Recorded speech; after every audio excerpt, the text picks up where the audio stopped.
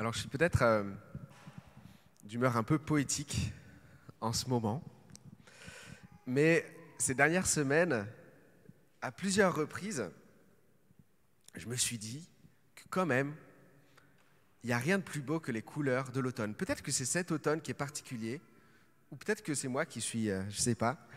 Mais voilà, cette année, j'ai réalisé, vous savez, quand le soleil tape comme ça de manière oblique toute la journée, que l'humidité, elle rend tout brillant, que les feuilles jaunes, rouges, elles s'allument comme des lanternes comme ça, tout autour de nous. C'est magnifique. Je suis devenu un vrai poète. Mais il faut dire que lundi dernier, j'ai vu un triple arc-en-ciel. Un triple arc-en-ciel. Un triple. On n'est plus le même après ça. Hein? Et il était tellement brillant. Mais c'est pas tout parce que, en fait, je roulais dans la direction opposée de cet arc-en-ciel. Et de l'autre côté que j'ai vu, qu'est-ce que j'ai vu devant moi? J'ai vu un autre arc-en-ciel.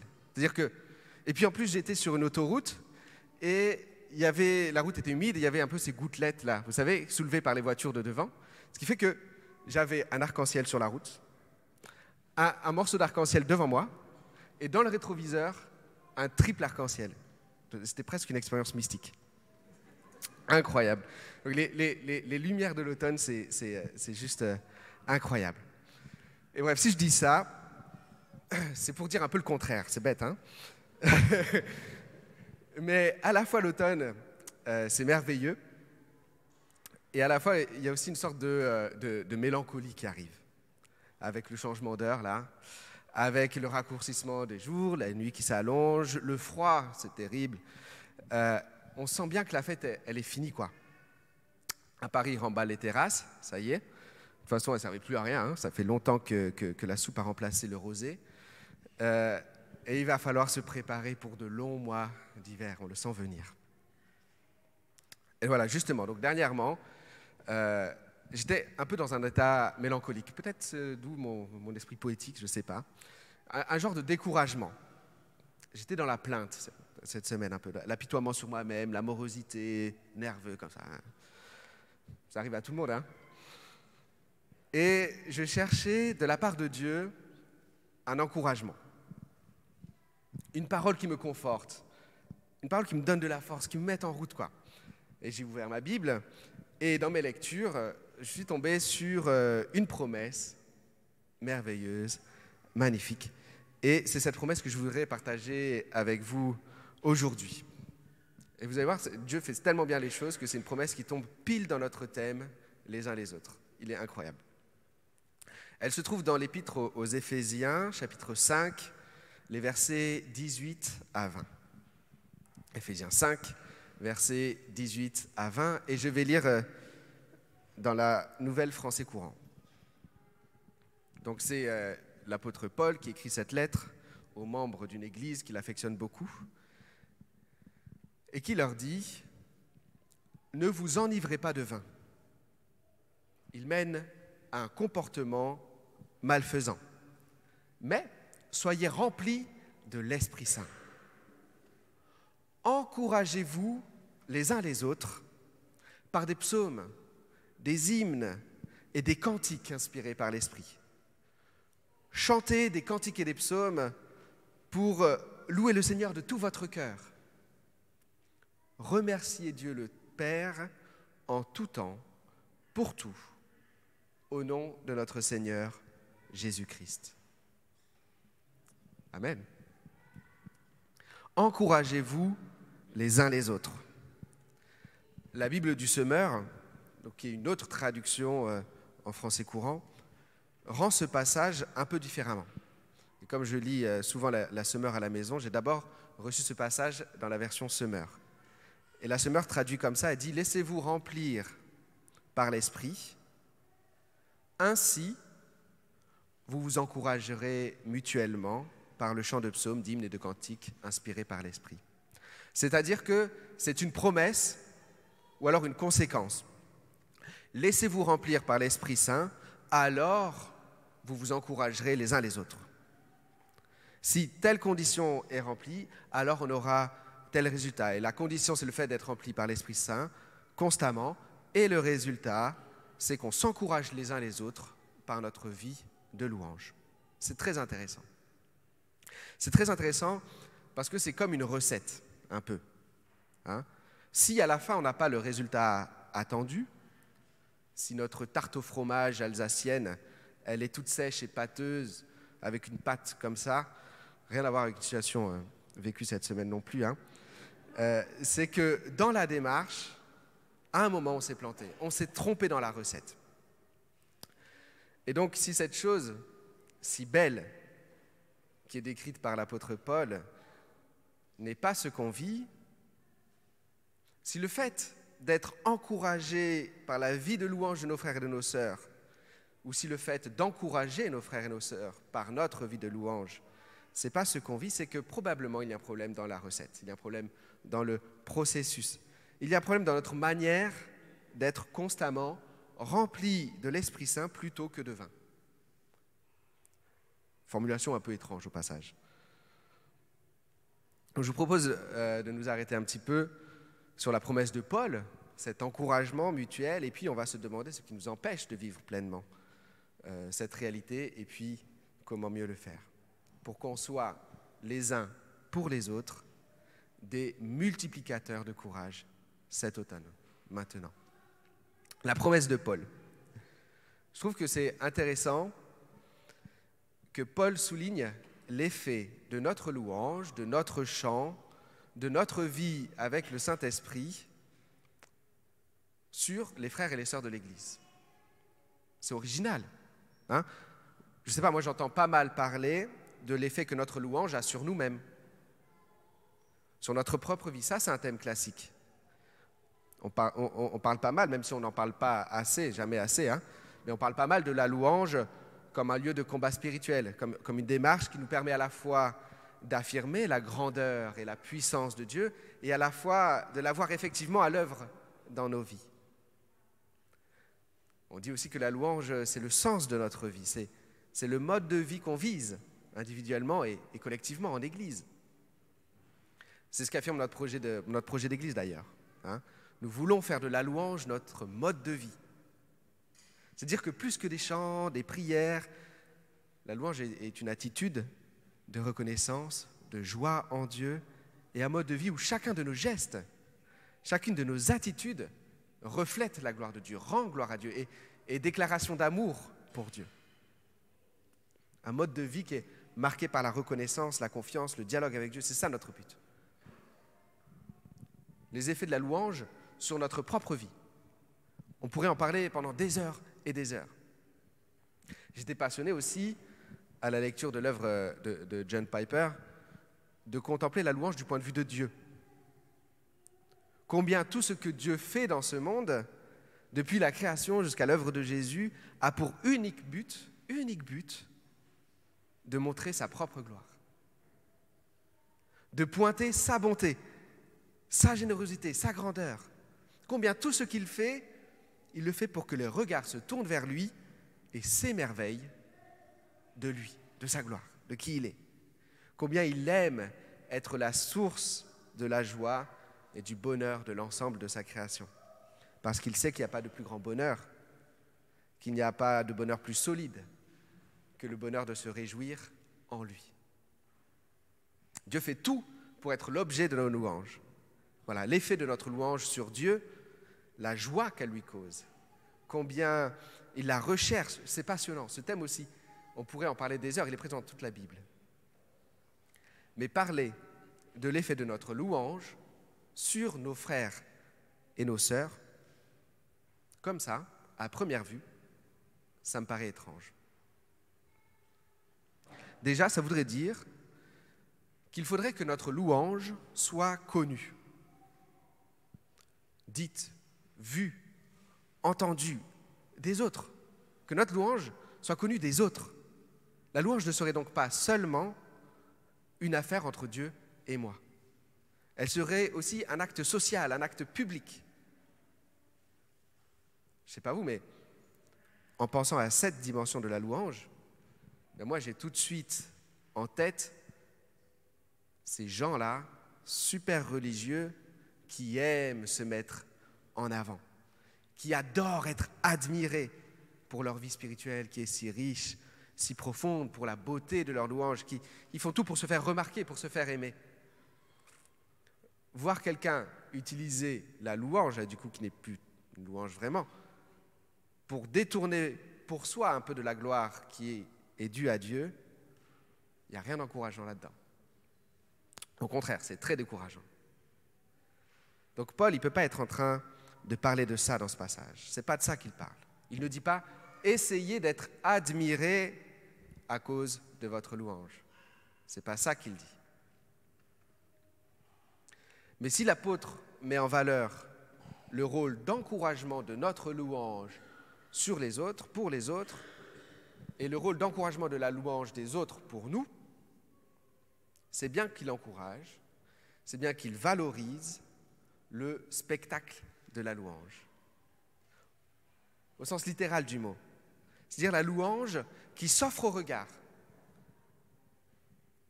la louange qui est présentée aux autres. Cette louange, spectacle, elle est le fruit de l'Esprit en nous, parce qu'elle fait de nous des gens qui encouragent les autres par notre louange. Cette louange spectacle, elle est un puissant encouragement pour ceux qui la voient, pour ceux qui la connaissent. Et la louange de nos frères et nos sœurs, de même pour nous. Mais on connaît aussi ce phénomène par ailleurs. Laissez-moi juste vous raconter, en ce moment je raconte beaucoup ma vie, mais laissez-moi juste vous raconter un événement qui m'a interpellé cette semaine. Lundi, c'était férié. Et mon épouse, Maria, il faut savoir, depuis 1 an, elle s'est découvert une passion pour la boxe. Elle est à fond. Elle est à fond et elle saisit chaque occasion de s'entraîner. Je vais demander l'autorisation de parler d'elle. Hein. Et franchement, je l'admire. Voilà, ça, c'était le prix à payer pour parler d'elle. Et donc, lundi, c'était un jour férié. Et logiquement, elle programme un entraînement. Sauf que, dans la semaine, en discutant avec ses amis du travail, elles se sont motivées mutuellement à faire un cours de découverte ensemble. Donc, en plus de l'entraînement déjà prévu, qu'est-ce qu'elle fait? Elle prévoit un 2e entraînement. Pourquoi? Pour encourager ses copines du travail à essayer la boxe. Pas mal. Pour une journée, 2 entraînements de boxe. Il faut savoir que c'est assez intense comme sport, la boxe. Mais ce n'est pas fini. Le soir, elle reçoit un message sur son téléphone. Elle le lit, elle commence à rigoler. C'est une fille du club de boxe qui lui demande « Tu viens à l'entraînement ce soir ?» Maintenant, ce n'est plus elle qui entraîne quelqu'un à s'entraîner, c'est quelqu'un qui la motive, elle, à y aller. 2 secondes après, elle reçoit un autre message d'une autre fille du club qui dit « Tu viens ce soir? Moi, je suis crevée, mais on va faire ce qu'on peut, viens, on y va. » Et bien sûr, Maria, elle est partie pour son 3e entraînement de la journée. Le premier qu'elle avait prévu, le 2e où elle est allée pour encourager ses copines du travail, et le 3e parce que ses copines l'ont encouragée à y aller. Sans l'encouragement mutuel, elle en aurait fait un, et ses copines n'en auraient fait aucun. Son encouragement, c'était quoi? Venir. C'est tout. Dire « je serai avec vous ». Dire « on y va ensemble ». C'est l'impact de la simple présence. C'est énorme. Et c'est essentiel pour la vie chrétienne aussi. Ma vie de louange peut devenir un encouragement pour la louange des autres et la leur pour la mienne. Mais c'est vrai dans l'autre sens aussi. Je me souviens très bien qu'un dimanche de cette année, j'avais dit à un ami que je viendrais au culte le matin. Et finalement, j'ai décidé d'aller plutôt au culte du soir, comme ça, voilà. Mais je n'ai pas prévenu cet ami-là. Ce n'était pas gravissime, mais ça l'a découragé, je l'ai senti. En tout cas, ça a ajouté du découragement au découragement de ce jour-là.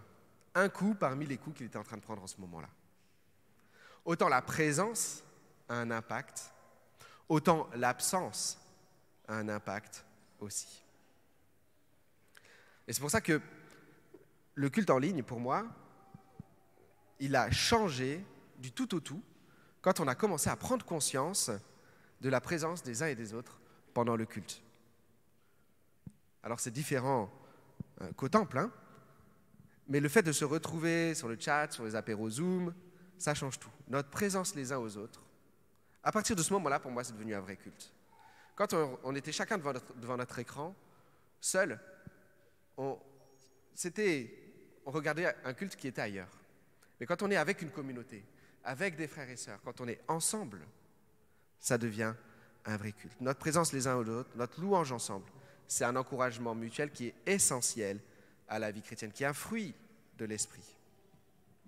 C'est pour ça aussi que les sushis ou les bières que vous programmez au bar d'à côté après le culte, je crois que c'est inspiré par l'Esprit Saint.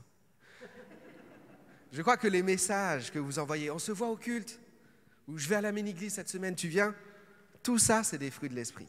Ça fait partie de s'encourager les uns les autres par notre vie de louange.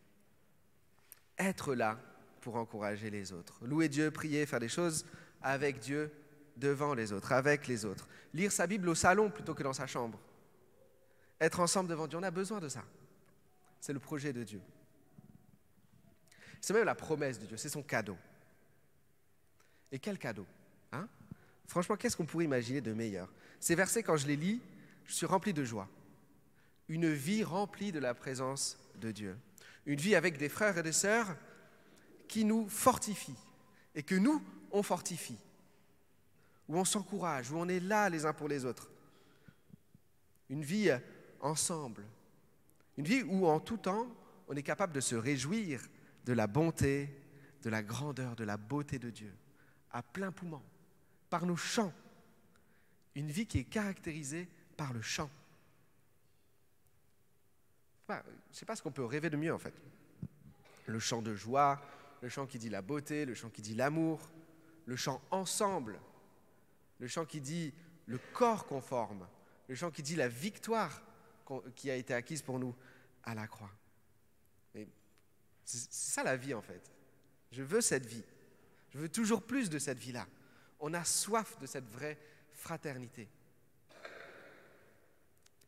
La vie de l'esprit, la vie avec Dieu, c'est fondamentalement une vie collective. Collective, c'est une vie publique aussi. Une vie collective, une vie dans la lumière. Tandis que le contraire, une vie marquée par l'obscurité, c'est une vie solitaire. Le problème,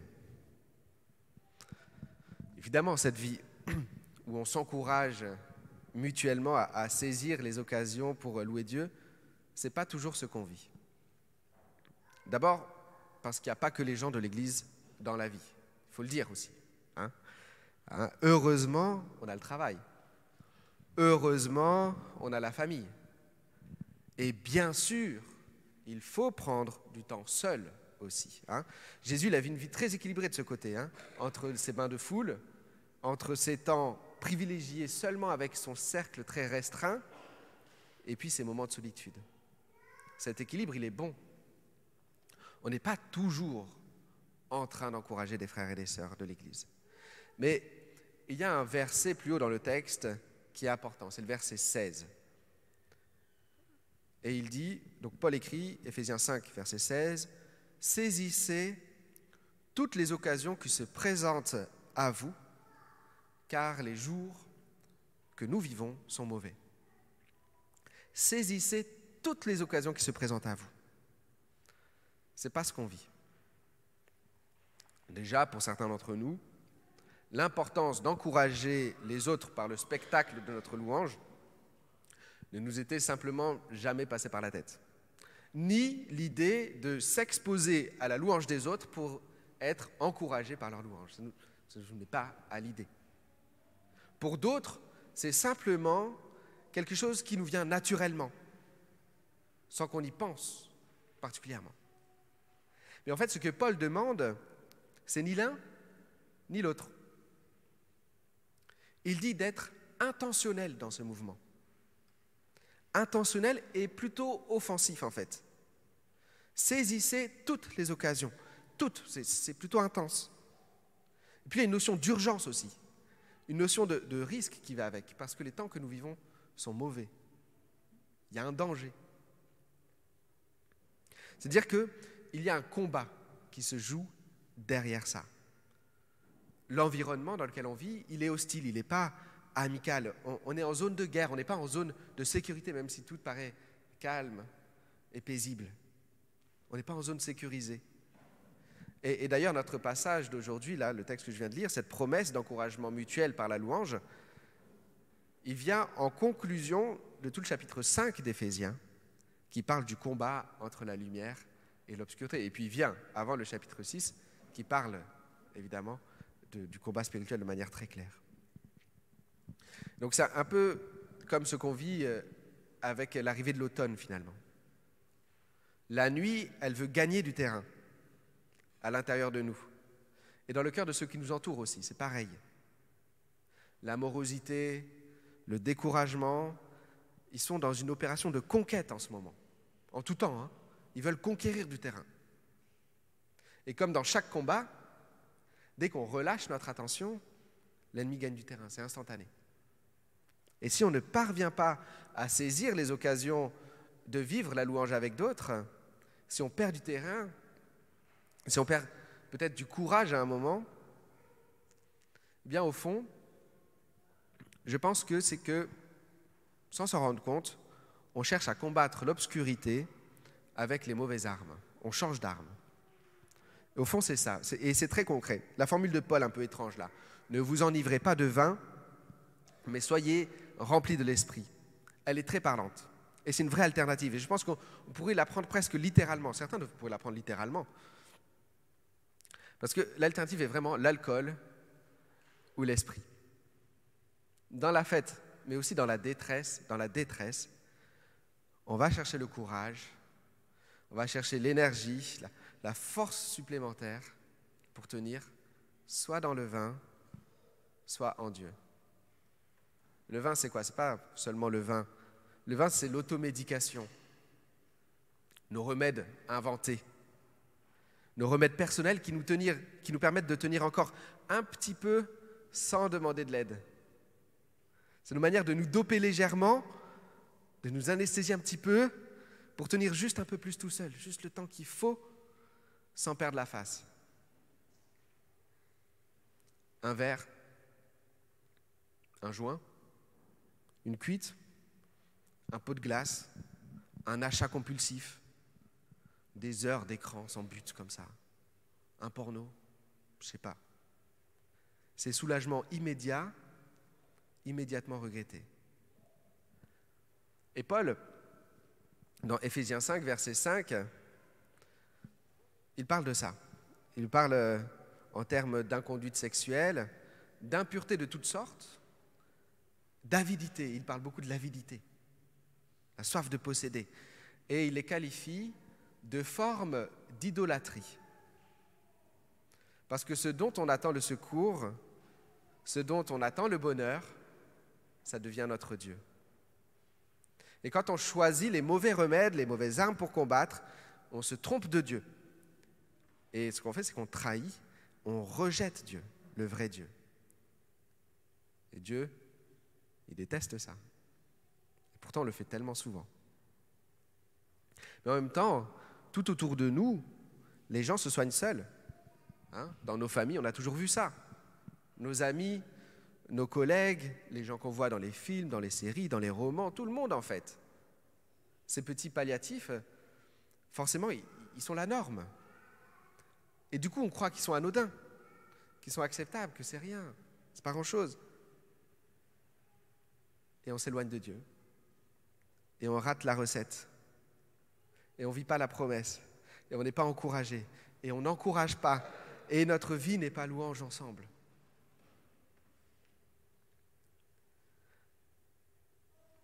Parce que ce qu'on manque de voir, c'est que nos moments de faiblesse, nos moments de découragement, en fait, c'est ça, les occasions dont Paul parle.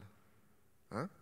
Les occasions à saisir, c'est nos moments où on va mal précisément, nos moments de peur, nos moments de tristesse, de doute terrible.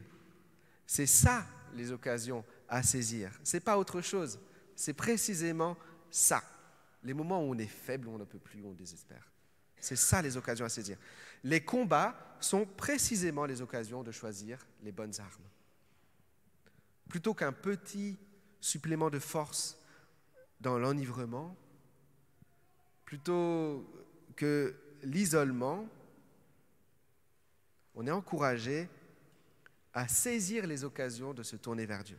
Saisir l'occasion de louer Dieu. Saisir l'occasion d'être avec quelqu'un qui va louer Dieu. Si moi je ne peux pas le faire, saisir l'occasion d'être avec quelqu'un qui va louer Dieu et être encouragé par sa louange.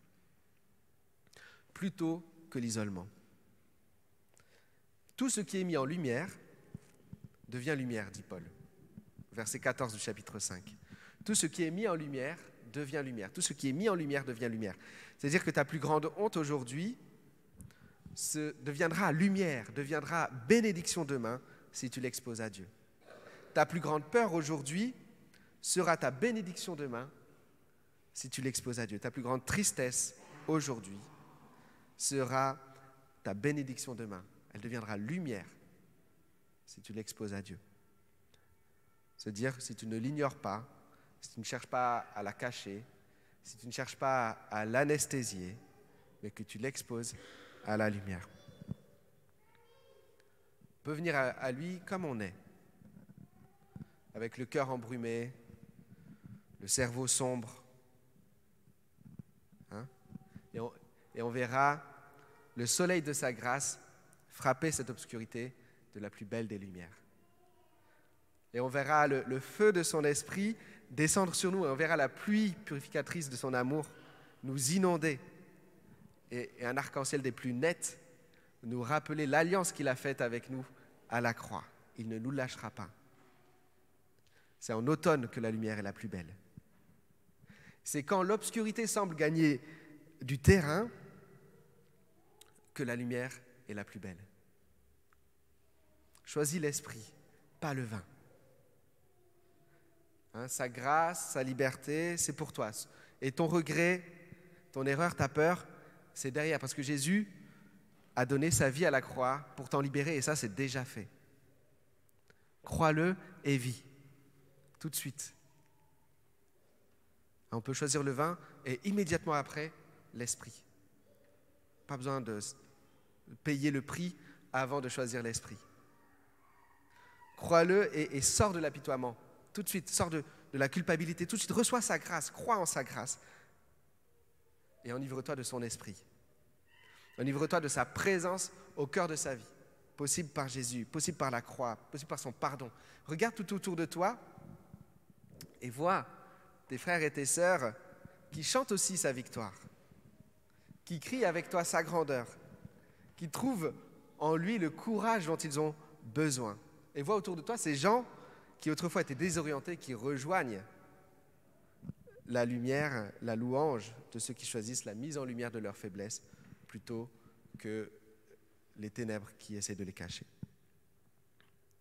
Christ a donné sa vie pour nos péchés et Paul écrit, citant la Bible, « Réveille-toi, toi qui dors, relève-toi d'entre les morts et le Christ t'illuminera. » La vie chrétienne est une vie publique, une vie collective, et on a besoin de l'encouragement des autres, et les autres ont besoin de nos encouragements. Soyons là, vivons notre vie chrétienne ensemble. Et si on n'arrive pas à saisir les occasions de louer Dieu ensemble, eh bien c'est parce qu'on cherche à combattre nos obscurités intérieures avec les mauvaises armes. Mais si on cherche le secours de Dieu, si on cherche la présence de ceux qui le louent, si on cherche non pas à nous cacher, mais à aller vers la lumière, alors il nous remplira de son esprit à nouveau. Et on s'encouragera les uns les autres par des psaumes, des hymnes et des cantiques inspirés par l'Esprit. Et on chantera des cantiques et des psaumes pour louer le Seigneur de tout notre cœur. Et on remerciera Dieu le Père en tout temps et pour tout, Au nom de notre Seigneur Jésus-Christ. Amen.